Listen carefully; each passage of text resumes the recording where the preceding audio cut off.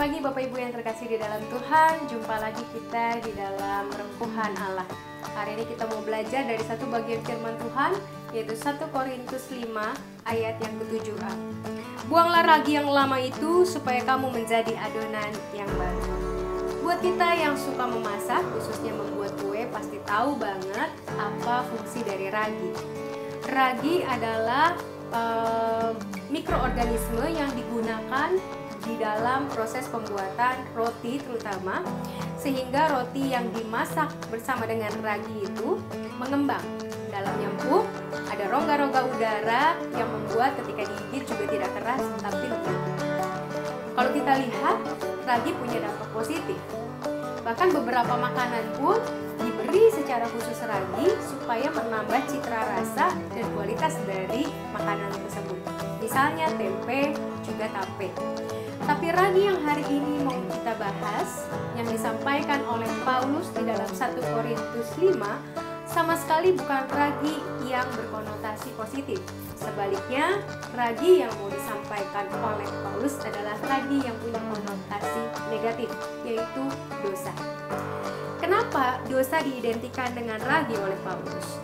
Sama seperti tadi, ragi itu adalah mikroorganisme yang sangat kecil, tidak kelihatan oleh mata kita bahwa itu adalah sebetulnya makhluk hidup di dalamnya, karena sangat-sangat kecil, tapi ternyata membawa dampak yang luar biasa.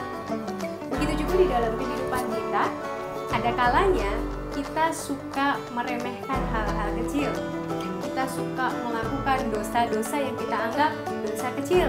Kita juga masih suka melakukan hal-hal yang kita bilang, ini mah kebiasaannya kecil, gak akan berdampak. Jangan salah Bapak Ibu sekalian, hal-hal yang kecil bisa menjadi besar kalau kita diamkan. Apalagi kalau itu adalah dosa atau kalau itu adalah kebiasaan buruk. Sebentar lagi kita akan memasuki kehidupan baru, new normal dibilangnya, era yang baru untuk kita masuki bersama sebagai pribadi, sebagai keluarga, sebagai bagian dari masyarakat.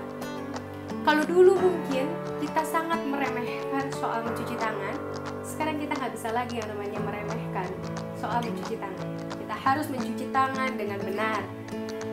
Kalau dulu kita pulang kerja, kita nggak lagi yang namanya mandi, kita langsung duduk mungkin di atas meja makan, di meja makan gitu ya, di kursinya meja makan, atau mungkin kita langsung masuk ke kamar tanpa berganti pakaian.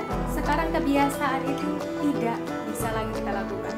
Itu adalah kebiasaan-kebiasaan yang kecil, tapi membawa dampak yang luar biasa.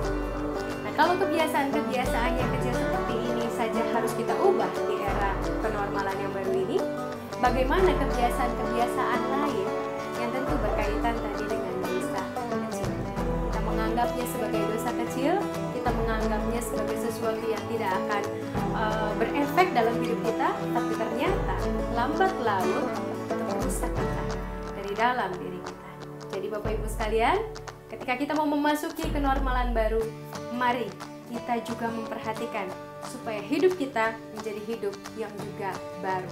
Mulailah dari hal yang kecil, mulailah dari hal yang sederhana, karena dosa kecil pun bisa merusak kehidupan saudara.